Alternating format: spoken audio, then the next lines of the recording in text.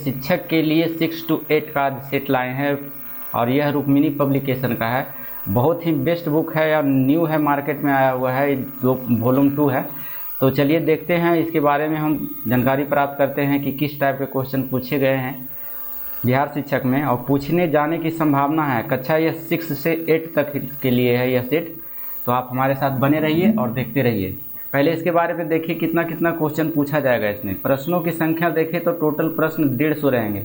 उसमें से भाग 1 में रहेगा भाषा हिंदी और इंग्लिश से 30 प्रश्न पूछे जाएगा, जिसमें से 10 इंग्लिश रहेगा और 20 हिंदी रहेगा। भाग 2 में चलते हैं तो भाग 2 में देखेंगे हम लोग 40 प्रश्न रहेगा जो समान अध्ययन से रहेगा, और भाग 3 में गणित और विज्ञान से 80 प्रश्न। और टोटल समय की बात करें तो 2 घंटा 30 मिनट रहेगा, आपको 150 क्वेश्चन सोल्व करना है। तो मैथ इसमें बहुत ज़्यादा है, तो आप बने रहिए हमारे साथ, देखते हैं। अगर मैथ इसमें नहीं हो पाता है तो हम है जो अलग से वीडियो डाल देंगे मैथ का, तो आप लोग टेंशन ना लें इसके लिए। तो चलिए देखते हैं। पहला नंबर है, देखिए लैंग्वेज पेपर 1 में दिया है इंग्लिश और हिंदी, इसी को हम देख लेते हैं। फर्स्ट क्वेश्चन है which is a part of the classroom.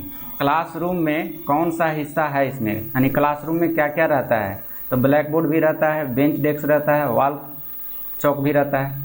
तो इसमें से हो जाएगा, इनमें से एक से अधिक आंसर हो जाएगा, ऑप्शन नंबर डी हो जाएगा। तो बने रहिए हमारे साथ में। और सेट को प्रैक्टिस करने का मतलब है कि आपको याद रहे, एग्जाम में ना याद रहे, लेकिन अगर आप सेट प्रैक्टिस किए हुए हैं तो जो क्वेश्चन आप बनाए हैं अगर वह मिल जाता है तो उसे कन्फर्म आप सही मारेंगे। तो इसका ऑप्शन नंबर डी हो जाएगा, एक से अधिक हो जाएगा। और इस ट्रेंड का क्वेश्चन है जो बीपीएससी अभी पूछ रही है। अभी घोषणा हुई है कि आपका 4 ऑप्शन ही रहने दिया जाएगा, 5वां ऑप्शन पर बात चल रही है। तो बने रहिए हमारे साथ, हम लोग प्रैक्टिस करेंगे इस टाइप का जो अगले बार पहले चरण में पूछा गया था। चलिए 2 नंबर क्वेश्चन में पूछते हैं। Select the most appropriate option to fill the blank. Blank को फिल करना है आपको। The angle are equal consequently the side are. कह रहता है कि एक कोण की जो है भुजा बराबर होती है, तो कब होती है, तो उसके कोण बराबर होते हैं तो उसके भुजा भी बराबर होती है। तो ऑप्शन नंबर ए हो जाएगा। इसका मतलब यही हुआ। देखिए इंग्लिश में भी मैथ घुसा दिया है, तो आप लोग इसको जमकर तैयारी कीजिए, अपना एक सीट पक्का कीजिए। चलिए नेक्स्ट क्वेश्चन चलते 3 नंबर में। Select the most appropriate the antonym of the given word of the rebellion. देखिए इसमें कह रहा है एंटोमी का मतलब होता है उल्टा शब्द। तो उल्टा शब्द देख लीजिए इसमें कौन सा हो जाएगा, लॉयलिटी हो जाएगा, इसमें इसका उल्टा हो जाएगा। उत्साहपूर्वक होता है इसका हिंदी, और लॉयलिटी का भी होता है उत्साहपूर्वक।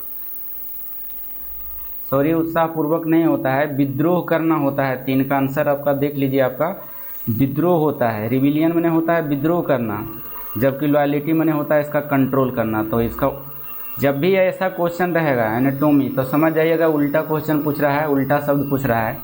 तो फिर से देख लीजिए, रिविलियन का मतलब होता है विद्रोह करना और लॉयलिटी का मतलब होता है शांत करना, विद्रोह को दबाना। तो ऑप्शन नंबर सी हो जाएगा। नेक्स्ट क्वेश्चन चलते हैं 4 नंबर में। Select the most appropriate meaning of the given idem phrase.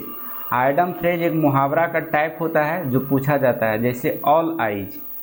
All eyes का मतलब होता है उत्साहपूर्वक देखना। तो यहाँ देखिए वाचिंग द ईगरली हो जाएगा, ऑप्शन नंबर ए हो जाएगा आंसर आपका। 5 नंबर क्वेश्चन में देखिए select the most appropriate the synonym of the given word. Synonym का मतलब होता है समानार्थी शब्द। अभी बताए थे ऊपर में, देखिए एंटोमी पूछ दिया था, ये उल्टा शब्द था, और सिनोनिम्स होता है समानार्थी शब्द। एक समान अक्षर वाले, एक समान शब्द वाले अंक को इसमें चुनना होता है, शब्द को चुनना होता है। जैसे कन्फ्यूज है, तो कन्फ्यूज माने होता है उलझन में पड़ जाना। तो इसका आंसर खोजना पड़ेगा, इसमें से इसको याद रखना पड़ेगा आपको कि इसका आंसर क्या होगा। तो 5 का ऑप्शन बी हो जाएगा आपका, कोमोशन। इसका भी यही मीनिंग निकलता है, कन्फ्यूजन का जो अर्थ होता है वही अर्थ होता है कोमोशन का। तो इसके याद रखिएगा इसे। नेक्स्ट क्वेश्चन है choose the most suitable English translation. आप लोग अगर ट्रांसलेशन बनाए होंगे इंग्लिश में तो आप जानते होंगे कि तुम स्कूल कब जाते हो। तो ये देखिए प्रेजेंट इंडेफिनिट टेंस का वाक्य है, लेकिन इसको बनाना है आपको। When do you go to school, option number C हो जाएगा इसका ट्रांसलेशन है। Select the most appropriate the meaning of the given item phrase. देखिए एक आइटम फ्रेज फिर दे दिया गया है, लाइक ए केक वॉक। इसका मतलब होता है लाइक ए केक वॉक का मतलब क्या होता है कि काफ़ी आसान, बहुत ही आसान। तो इसका जो हो जाएगा इसमें देख लीजिए इजी टास्क हो जाएगा, ऑप्शन नंबर ए हो जाएगा। ये सब याद रखना होगा इसका मीनिंग। इसका हिंदी अगर आपको याद है तो आप आंसर आराम से मार सकते हैं आइटम फ्रेज में, क्योंकि सेम देता है। चलिए नेक्स्ट क्वेश्चन चलते हैं हम 8 नंबर क्वेश्चन में। बने रहिए हमारे साथ और फास्ट करेंगे क्योंकि क्वेश्चन बहुत ज़्यादा है, 150 क्वेश्चन है और समय हमारे पास कम है। तो चलिए बने रहिए हमारे साथ। देखिए 8 नंबर क्वेश्चन में कह रहा है मदर्स मदर्स। अरे माँ का माँ कौन लगेगा? तो इसमें देखिए माँ का माँ नानी हुआ और नानी को कहा जाता है maternal grand mother. Option number A.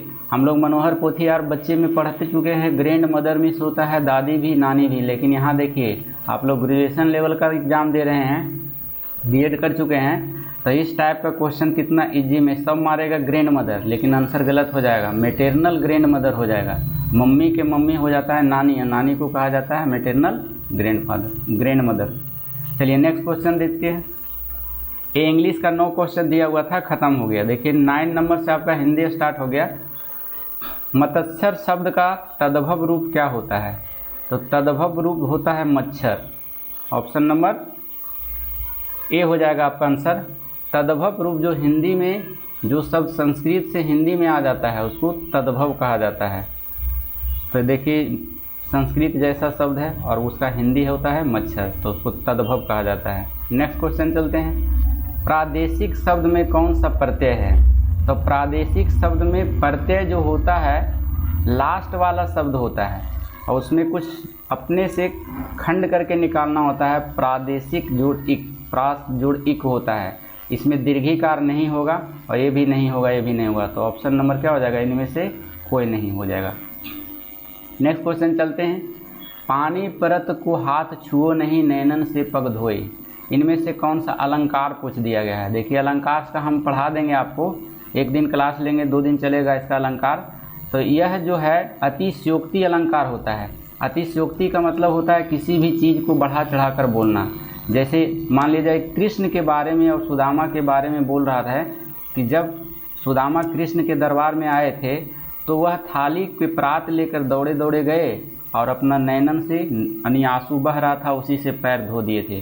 तो मतलब ये बढ़ा चढ़ा कर बात बोल दिए हैं। ऐसा कभी हुआ है कि कोई अपना आंसू से किसी का पैर धो दे? तो ये बढ़ा चढ़ा कर बातें की गई है, इसी को कहा जाता है अतिशयोक्ति अलंकार। तो इसे याद रखिएगा, कोई भी चीज़ बढ़ा चढ़ा कर बोले तो कौन सा अलंकार होगा? अतिशयोक्ति। चलिए 12 नंबर क्वेश्चन में देखते हैं। गांव वालों ने मिलकर यह काम पूरा किया। इस वाक्य में मिलकर क्या है? यह जो है मिलकर है रीतिवाचक शब्द होता है। ऑप्शन नंबर सी हो जाएगा। ऑप्शन नंबर नेक्स्ट चलते हैं 13 नंबर क्वेश्चन में चलते हैं, बने रहिए हमारे साथ। चलिए जिस समास के पूर्व पद अवयव हो तो वह किस प्रकार का समास कहलाता है? देखिए समास का भी एक दिन का चैप्टर है, इसे भी हम लेंगे क्लास और बोर्ड पर बता देंगे। टोटल समास एक एक पद आपको याद हो जाएगा, कौन पूर्व पद है, कौन नेक्स्ट पद है ना। तो आप हमारे साथ सिर्फ बने रहिए, अच्छी तैयारी हो जाएगी। यहाँ से आपकी मैथ का भी हो जाएगा, टोटल विषय का हो जाएगा, जिसमें इसमें जितने क्वेश्चन दिए गए हैं। तो समास के बारे में कह रहा है तो अवयवी भाव समास होता है। अवयवी भाव समास का याद रखिएगा, अनु आ प्रतिभर अथा आवत बावे। अगर इतना शब्द अगर आ जाता है तो वह अवयवी भाव होता है। और इसका 2 अपवाद में आप याद रखना होगा कि पूर्व पद अवयव होता है तो वह अवयवी भाव समास होता है। नेक्स्ट क्वेश्चन चलते हैं हम 14 नंबर में। निम्नलिखित में से भीतस्थ रस का अस्थाई भाव क्या होता है? देखिए रस 8 गो होते हैं, उसको एक दिन का वो भी चैप्टर है, तो आप चिंता ना करें, हिंदी भी अच्छी से आपकी हो जाएगी। इसका आंसर ऑप्शन नंबर बी हो जाएगा, जुजुत्सा। 15 नंबर क्वेश्चन में चलते हैं।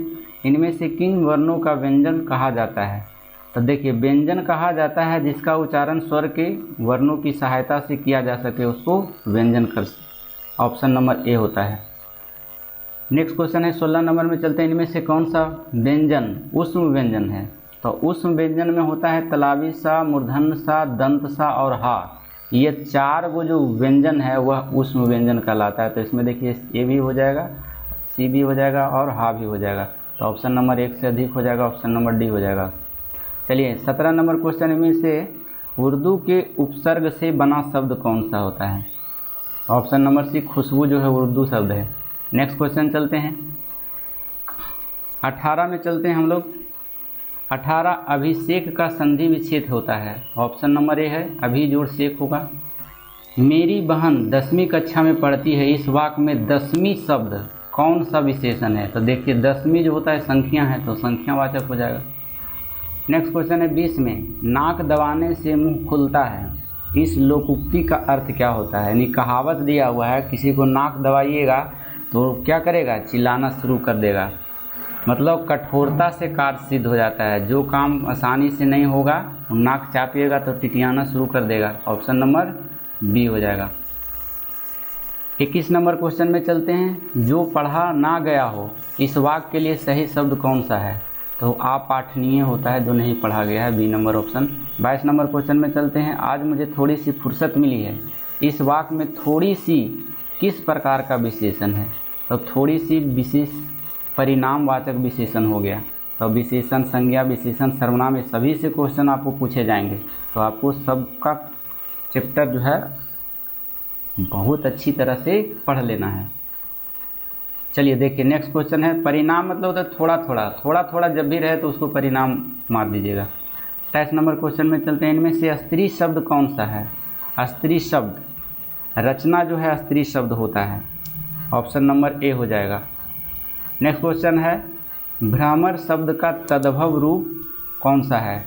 तो भ्रमर मिस होता है भंवरा। Option number A. Next question चलिए 25 नंबर पर चलते हैं। इस करुणा कलित हृदय में अब निकल रागनी बजती, इन पंक्तियों में कौन सा अलंकार है? देखिए अलंकार भी दो को पूछ रहा है। तो इसमें हृदय, कलित हृदय, तो ये हो जाएगा अनुप्रास अलंकार। और इसको याद रखने का बहुत ही आसान ट्रिक है। अनुप्रास अलंकार किसे कहते हैं? तो अनुप्रास जो शब्द बार बार आवे, यानी पुनरावृत्ति जिसका जल्दी जल्दी हो जाए, तो उसको अनुप्रास अलंकार कहते हैं। जैसे आपको हृदय के बारे में देख रहा है कि करुणा हृदय, तो एक बार अगर किसी के हृदय में करुणा आ जाती है तो कंपन बार बार होने लगता है, वो दोहराते रहता है, इसीलिए अनुप्रास अलंकार हो गया। एक और उदाहरण इसका देते हैं। जैसे आप लोग गाना सुने थे, चीटी चमके चंदा चमके चमचम चटोरी चिन्नी खोर, वो वाला गाना सुने होंगे आप लोग। चंदा चमके चमचम चीटी जो गन्ना चोर, चीटी चाटे चीनी चटोरा चीनी खोर। तो इसमें देखिए चीटी बार बार आ रहा है, तो ऐसा सब अनुप्रास अलंकार होता है। एक और उदाहरण देते हैं। खड़क सिंह के खड़कने से खड़कती है खिड़कियाँ, खिड़कियों के खड़कने से खड़कता है खड़क सिंह। तो देखिए खड़क सिंह बार बार आ रहा है, तो ऐसा सब अनुप्रास अलंकार होता है। तो आप समझ गए होंगे अनुप्रास अलंकार। अब देखिए ये गद्यांश से क्वेश्चन देता है, गद्यांश को पढ़िए ध्यान से। पहले देखिए गद्यांश बनाने का तरीका क्या है। पहले आप जो क्वेश्चन दिया हुआ है वो क्वेश्चन को बारीक से पढ़िए और उसके जो ऑप्शन दिए हैं उसको पढ़िए। पूरा क्वेश्चन को 2 बार पढ़ जाइए। 5 को क्वेश्चन रहता है और 5 को 2 बार पढ़िए और ऑप्शन सहित पढ़िए। उसके बाद गद्यांश को पढ़िए और गद्यांश को पढ़ करके उससे है जो तुरंत आपका आंसर आ जाएगा। तो पढ़ने का वही तरीका होता है, पहले आंसर पढ़ लीजिए उसके बाद गद्यांश पढ़िए, क्योंकि आंसर तभी आपको मालूम होगा जब आपके अंदर क्वेश्चन उत्पन्न होंगे। तो 26 नंबर में देखिए, चलते हैं हम डायरेक्ट बता देते हैं क्योंकि उतना समय नहीं ले पाएंगे हम। 26 नंबर क्वेश्चन कह रहा है, प्रेमचंद्र अपने साहित्य में स्वर की अभिव्यक्ति करते हैं। तो 26 नंबर क्वेश्चन का ये हो जाएगा आंसर आपका पात्रों के माध्यम से। नेक्स्ट क्वेश्चन 27 में चलते हैं हम लोग। 27 में कह रहा है कि आलोचकों द्वारा प्रेमचंद्र की कौन सी शक्ति अचिन्हित रह गई है? तो बी नंबर हो जाएगा आचरण की। इसको पढ़िएगा आपको समझ में आ जाएगा। प्रेमचंद्र का कला विषयक सिद्धांत था। बी नंबर ऑप्शन हो जाएगा कला नैतिकता के लिए। प्रेमचंद्र के कथा के पात्रों में किसकी छाप रहती है? सी हो जाएगा आंसर व्यक्तित्व व आचरण। नेक्स्ट 30 नंबर क्वेश्चन में चलते हैं हम लोग।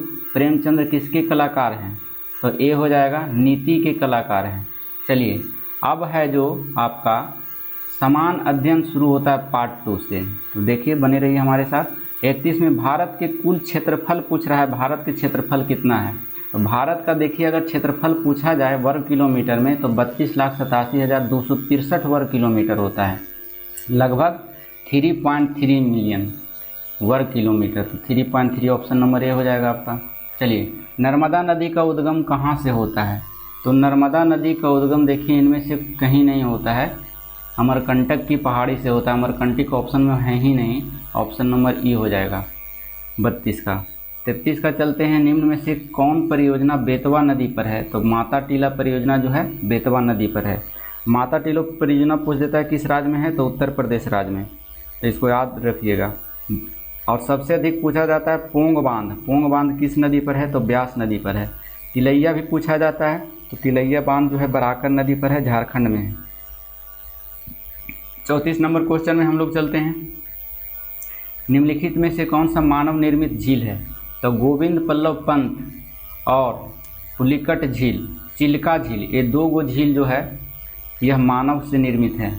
तो आपको देख लीजिए ऑप्शन नंबर डी हो जाएगा, इसमें आपका 2 गो अधिक हो जाएगा तो 1 से अधिक हो जाएगा, ऑप्शन भला भाग जाएगा आपका, क्योंकि गोविंद पंत सागर झील और पेरियार झील ये वाला मारिएगा 1 नंबर और ये 4 नंबर, ये जो है मानव के द्वारा बनाया गया झील है, जबकि ये दोनों नहीं है, तो ऑप्शन नंबर 1 से अधिक हो जाएगा। चलिए 34 नंबर में चलते हैं हम लोग, बने रहिए हमारे साथ। 35 नंबर क्वेश्चन 34 में हो गया ना, हाँ 34 हो गया है।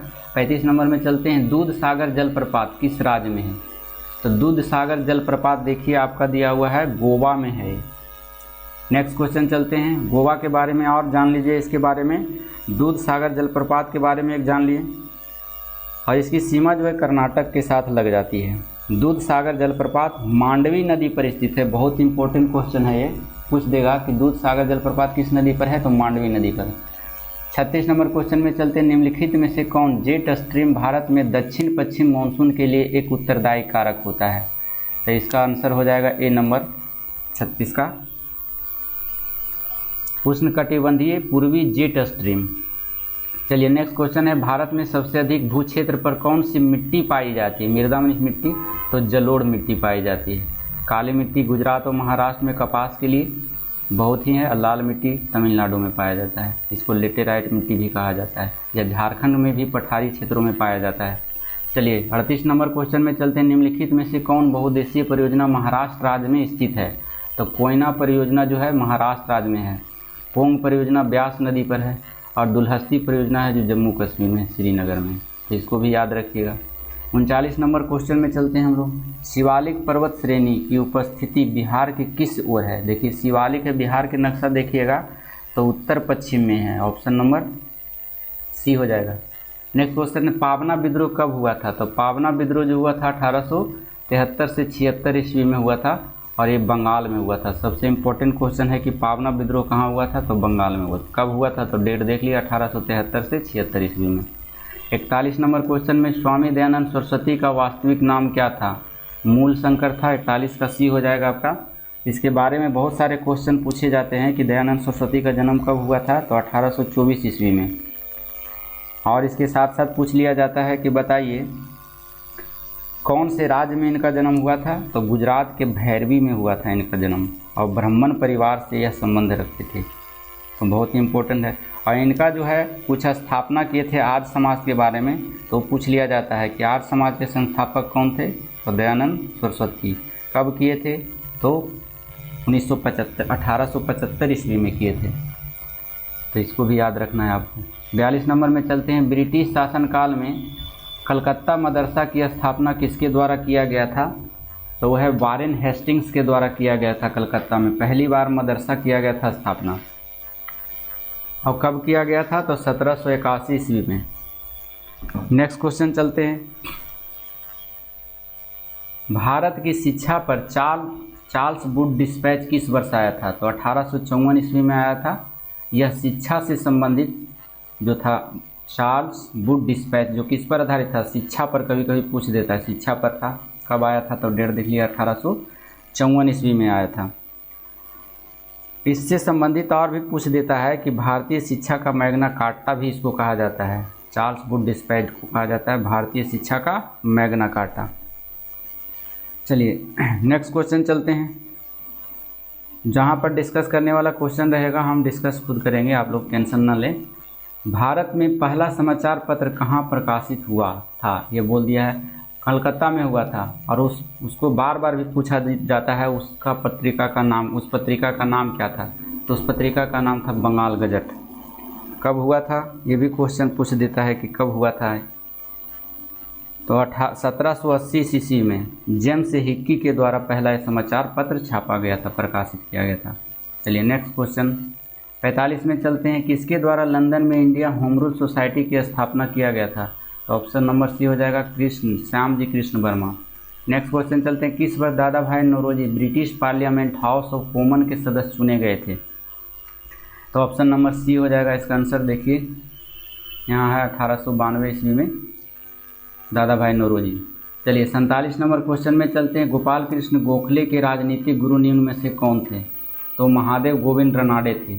अगर गांधी जी का राजनीतिक गुरु पूछे तो ये हो जाएगा गोपाल कृष्ण गोखले। रविन्द्रनाथ ठाकुर को गुरुजी कहा जाता था। चलिए नेक्स्ट क्वेश्चन है। बाल गंगाधर तिलक द्वारा निकाली गई मराठा साम्राज्य पत्र किस भाषा में प्रकाशित किया जाता है, की जाती थी, तो मराठा समाचार पत्र जो था अंग्रेजी भाषा में था। अब अंग्रेजी समाचार पत्र पूछ दिया कि यहाँ अगर अंग्रेजी समाचार पूछ देता तो हो जाता मराठी भाषा में, उल्टा है इसका।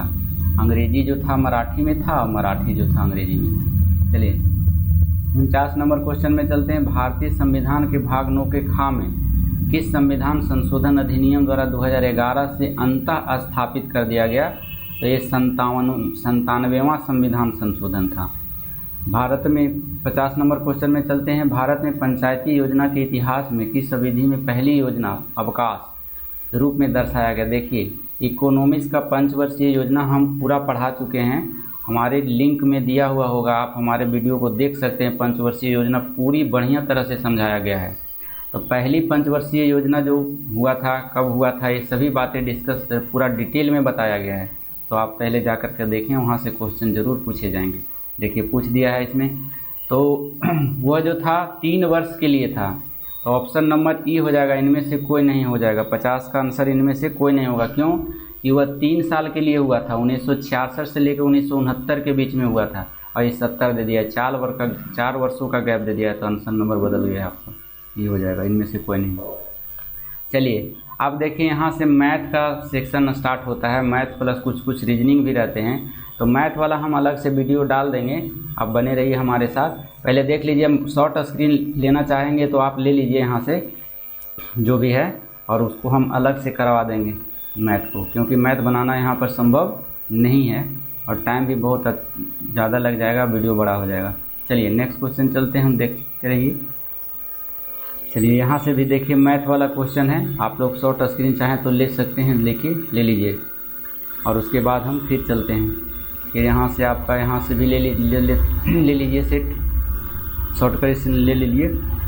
चलिए ले लिए हैं, ये सभी मैथ है। चलिए यहाँ से देखिए क्वेश्चन आपका फिर बदल गया है 60 नंबर से।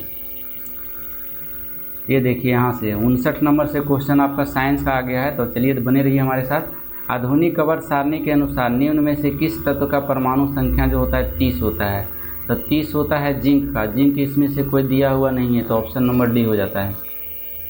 कॉपर का कितना होता है, कोबाल्ट का 27 होता है, निकेल का 28 होता है, कॉपर का 29 होता है। चलिए ये भी याद रखिएगा। 60 नंबर क्वेश्चन में चलिए, केल्विन पैमाने पर लिए गए ताप को सेल्सियस पैमाने पर बदलने के लिए आपको दिए गए ताप में डैश होगा कितना, आपको घटाना होगा 273 घटाना होगा, ऑप्शन नंबर सी हो जाएगा। मानव शरीर का कौन सा अंग रक्त में शर्करा की मात्रा को नियंत्रित करता है, तो वह अग्नाशय है। नेक्स्ट क्वेश्चन चलते हैं हम, बने रहिए हमारे साथ। प्रोपेन का रासायनिक सूत्र क्या होता है, यह पूछ दिया, ऑप्शन नंबर बी C3H8 होता है। निम्नलिखित में से कौन से संकेतिक का उपयोग अम्लीय और उदासीन विलयन के बीच फर्क करने के लिए नहीं किया जाता है, तो फिलोप्टिनिन होगा, option number C. Next question चलते हैं। विषुवत रेखीय क्षेत्र में सघन वन लाभदायक है। सघन वन लाभदायक किसके लिए होगा, तो ये लकड़ी महल वगैरह में बनाने के लिए होता है। इनमें से कोई नहीं हो जाएगा, आंसर ये हो जाएगा। चलिए, कोई पिंड विराम से चलना शुरू करता है इसका विस्थापन डैश के समानुपातिक तब होता है जब इसका त्वरण स्थित हो। तो 65 नंबर का क्वेश्चन बहुत ही साइंस बहुत टफ लेवल का देता है, इसलिए साइंस बहुत गहरे तरीक़ा से आपको पढ़ना होगा। ऑप्शन नंबर सी हो जाएगा कम हो। सॉरी क्या कह रहा है, कोई पिंड विरामावस्था से चलना शुरू करता है तो इसका विस्थापन के समानुपातिक तब होता है जब इसका त्वरण स्थित हो। तो इसका आंसर हो जाएगा बी नंबर हो जाएगा आपका शुरू किए गए समय, ये काट दीजिएगा, बी वाला हो जाएगा। चलिए नेक्स्ट क्वेश्चन में हम लोग चलते हैं। निम्नलिखित में से किस ऊतक में मृत कोशिकाएं पाई जाती है? तो स्केलेरी कायमा में पाई जाती है। चलिए नेक्स्ट क्वेश्चन चलते हैं, ये भी मैथ से संबंधित है, मैथ हम डिस्कस कर देंगे बोर्ड पे, आपको बता देंगे, आपको घबराने की ज़रूरत नहीं है। तो आप सेल्फ स्क्रीन चाहे तो ले सकते हैं, ले लीजिए वीडियो पॉज करके। चलिए देखिए हो गया होगा। चलिए नेक्स्ट क्वेश्चन चलते हैं, ये भी देखिए मैथ का ही क्वेश्चन है, यहाँ से आप ले सकते हैं, शॉर्ट स्क्रीन ले लीजिए, फिर यहाँ से आपको यहाँ से ले लीजिए। चलिए हो गया होगा आपका शॉर्ट स्क्रीन। चलिए देखिए यहाँ भी मैथ ही दिया हुआ है, ये सभी मैथ का क्वेश्चन है, बहुत ही लाजवाब मैथ पूछा गया है इस सेट में। मार्केट में इससे बेहतर कोई भी बुक नहीं आया है अभी, और यह ब्रांडेड भी है, तो इसको हमें आशा है कि आप लोग ख़रीद लें तो बेहतर होगा। चलिए नेक्स्ट क्वेश्चन चलते हैं, बने रहिए हमारे साथ और शॉर्ट का स्क्रीन लेते रहिए। ये क्वेश्चन है जो मैथ का है। चलिए यहाँ से देखिए, यहाँ से भी अभी तक मैथ ही स्टार्ट है, यहाँ तक भी मैथ है। चलिए यहाँ से 113 नंबर से देखिए, आपका है जो आ गया है साइंस लेवल का। यदि विद्युत चुंबकीय विकिरण तरंग दैर्घ्य दुगनी कर दिया जाए तो फोटोन की ऊर्जा का मान क्या हो जाएगा? तो फोटोन का ऊर्जा का मान आधा हो जाता है, ऑप्शन नंबर बी हो जाएगा आपको। 113 नंबर का हो गया। 14 नंबर में चलिए, 14 नंबर का रहा है कि यदि दो पिंडों गैर शून्य वेग से विपरीत दिशाओं में घूम रहे हैं तो निम्नलिखित में से कौन सा कथन सत्य है? ऑप्शन नंबर ए, सापेक्ष वेग बड़ा होता है निरपेक्ष वेग से। 15 नंबर क्वेश्चन में चलते हैं, अक्षय प्राकृतिक ऊर्जा संसाधन का क्या नाम है जो समाप्त हो जाता है? तो इसको कहा जाता है बायोमास, ऑप्शन नंबर बी हो जाएगा। बायोमास के बारे में जानते हैं, पृथ्वी के अंदर जो पदार्थ दब जाते हैं, सड़ गल जाते हैं, तो गैस उत्पन्न होता है, वो बायोमास गैस होता है। गोबर वगैरह इसके अंतर्गत आते हैं। बायोमास गैस को मीथेन भी कहा जाता है। चलिए नेक्स्ट क्वेश्चन में चलते हैं। 16 नंबर क्वेश्चन में बने रहिए हमारे साथ। व्यापक अनुवांशिक विविधता वाले पौधों की प्रजाति एक स्थानीय आबादी का निर्माण करती है, उसे क्या कहा जाता है? 16 नंबर क्वेश्चन है, बहुत ही जटिल है, ऑप्शन नंबर ए हो जाएगा, इकोटाइप। इकोटाइप कहा जाता है इसको। नेक्स्ट क्वेश्चन है, एलोपैथी एक शब्द है जिसका उपयोग किसके वर्णन करने के लिए किया जाता है? ऑप्शन नंबर ए, एक प्रजाति द्वारा विषक पदार्थ का उत्पादन जो दूसरी प्रजाति के विकास को रोक देता है। 18 नंबर क्वेश्चन में हम लोग चलते हैं। चलिए देखिए 18 नंबर में क्या कह रहा है, वायु जल अंतरापृष्ठ पर रहने वाले अनासक्त जीव जैसे तैरते पौधे को निम्नलिखित में से किस रूप में वर्गीकृत किया जाता है? तो इसका जो वर्गीकृत किया था वह हमारे न्यूटन साहब ने किया था, ऑप्शन नंबर ए हो जाएगा।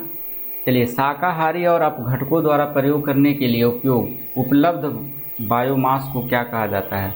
तो इसे प्राथमिक उपभोक्ता कहा जाता है, तो इसमें प्राथमिक नहीं दिया है, ऑप्शन नंबर ई हो जाएगा। चलिए कुल वैश्विक कार्बन का लगभग 70% कहाँ पाया जाता है? तो यह महासागर में पाया जाता है, ऑप्शन नंबर ए। जमीनी अवस्था में एक तत्व जिसके m सेल में 13 इलेक्ट्रॉन है वह कौन सा होता है? 13 इलेक्ट्रॉन किसके में रहता है? ये केमिस्ट्री का क्वेश्चन है और केमिस्ट्री भी आपको डीपली से पढ़ना होगा, ऑप्शन नंबर बी हो जाएगा, क्रोमियम में रहता है। नेक्स्ट क्वेश्चन चलते हैं हम लोग। एकाधिक अनुपात का नियम, law of the multiple proportion किसके द्वारा दिया गया था? यह अनुपात का नियम किसके द्वारा दिया गया था? यह क्वेश्चन पूछा गया है। ऑप्शन नंबर ए, न्यूटन के द्वारा दिया गया था, गुणित अनुपात का नियम या एकाधिका अनुपात का नियम, और इसमें न्यूटन है नहीं, ऑप्शन नंबर ई हो जाएगा। चलिए जब विद्युत धारा को निम्न में से किससे गुजारा जाता है तो एक लाल रोशनी उत्पन्न होती है, यह नियोन के साथ गुजारा जाता है, ऑप्शन नंबर सी। 24 नंबर में चलिए, किसी पदार्थ की अवस्था को एक अलग अवस्था से दूसरी अवस्था में किस प्रकार बदला जाता है? 24 नंबर में देखिए बी नंबर आपका आंसर हो जाएगा, विकिरण ऊष्मा ऊर्जा को अवशोषित करना। 25 नंबर में निम्नलिखित में से किसके एक मोल में सबसे अधिक एंट्रोपी होती है? तो बी नंबर ऑप्शन हो जाएगा, हाइड्रोजन गैस में होता है। चलिए नेक्स्ट क्वेश्चन चलते हैं। 26 नंबर में निम्नलिखित में से किसे सलाद पत्ता कहा जाता है? तो उलवा को कहा जाता है, ऑप्शन नंबर बी। चलिए नेक्स्ट क्वेश्चन है, निम्नलिखित में से कौन सी बीमारी केवल अफ्रीकी अमेरिकियों में पाई जाती है? ये बहुत ही इंपॉर्टेंट क्वेश्चन है, इसको ट्रिपनोसोमिस कहा जाता है, कभी कभी ट्रिपनोसोमस का भी दिया जाता है आंसर। इसी को कहते हैं नींद की बीमारी। यह जो है अफ्रीका के लोगों में और अमेरिका के लोगों में पाया जाता है। और एक मच्छी होता है सीसी मक्खी, उसी को काटने से यह बीमारी हो जाता है, जिसको निद्रा रोग कहते हैं, जो बहुत ज़्यादा सोता है। तो इसके बारे में जानकारी आप पूछ देता है, कभी कभी हमेशा पूछते रहता है एग्जाम में। ये बताइए कि नींद की बीमारी किसके काटने से होता है? मच्छर के, मक्खी से। तो मक्खी मारिएगा, कौन सी मक्खी? सीसी मक्खी। कहाँ पाया जाता है? अफ्रीका में पाया जाता है, ये याद रखिएगा। इसी को अंग्रेजी में स्लीपिंग सिकनेस रोग भी कहा जाता है। चलिए, और इस सीसी मक्खी का एक प्रजाति कभी कभी पूछ लिया जाता है, ग्लोसिना प्रजाति का एक मक्खी होता है और जो अफ्रीका में पाया जाता है। चलिए नेक्स्ट क्वेश्चन है, ट्रिपनोसोमा हो गया आपका। नेक्स्ट क्वेश्चन हो गया 28 नंबर में चलते हैं। ह्यूमन इम्यूनोडिफिशियंसी वायरस श्वेत रक्त कोशिकाओं पर हमला करके एड्स का कारण बनाता है, इसे क्या कहते हैं? तो इसे CD4 कहते हैं, क्योंकि ह्यूमन इम्यूनोडिफिशियंसी रोग एक वायरस से होता है और यह एड्स से संबंधित है। नेक्स्ट क्वेश्चन है 29 में। चलिए, पिट्यूटरी ग्रंथि द्वारा स्रावित उस हार्मोन को पहचाने जो जानवरों के स्राव के दौरान गर्भाशय की चिकनी मांसपेशियों को सिकुड़ने के लिए प्रेरित करता है। तो इसका आंसर भी देखिए, बायोलॉजी का क्वेश्चन है, बहुत ही डीपली में पूछा गया है। तो ऑक्सीटॉक्सिन हो जाएगा, क्योंकि दूध स्रावित करने वाला जो होता है वह ऑक्सीटॉक्सिन हार्मोन होता है, ये भी याद रखिएगा। नेक्स्ट क्वेश्चन चलते हैं, 30 नंबर में चलते हैं। निम्नलिखित में से कौन सा एक गुणसूत्र विकार है जो अविकसित महिला विशेषताओं के कारण बनता है और महिला बांझ हो जाती है? यह होता है टर्नर सिंड्रोम। ऐसा हो जाता है गुणसूत्र के कारण। गुणसूत्र जो है मनुष्य में पाया जाता है 46 यानी 23 जोड़ा, उनमें से टर्नर सिंड्रोम कह रहा है। टर्न मतलब पीछे हो जाना, 46 से अगर घट जाता है 45 हो जाता है जिसके गुणसूत्र, वो महिला बांझ हो जाती है, तो इसे याद रखिएगा। चलिए 131 नंबर में चलते हैं। DNA के वाटसन और क्रिक मॉडल के लिए निम्नलिखित में से कौन सा कथन गलत है? ऑप्शन नंबर बी हो जाएगा।